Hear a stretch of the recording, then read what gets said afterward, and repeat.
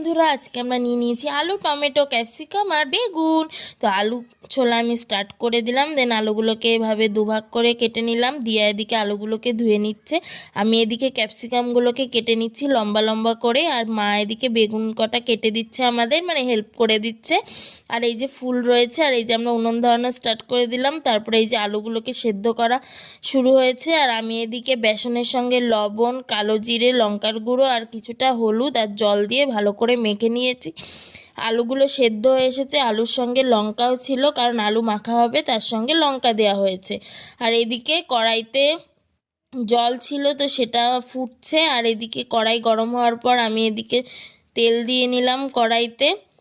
কড়াইটা খুবই গরম হয়ে গেছিলো, তাই আমরা সাথে সাথেই দিয়ে দিলাম বেগুনি। তো বেগুনিটা এবার ওঠাবো, দেখবো কালারটা কেমন হয় আর খেতে কেমন হয়। তো এই যে উঠিয়ে নিয়েছি, বাবা খেয়ে বললো বা দারুণ হয়েছে। এবার ফুল বাজার স্টার্ট হয়েছে। এটা দিয়াদের গাছের একদম টাটকা ফুল, যেটা আজকেই তোলা হয়েছে। আর এইভাবে করে ফুলটা করলে কি হয় না, ফুলটা খোলে না আর টেস্টটাও খুব সুন্দর হয়।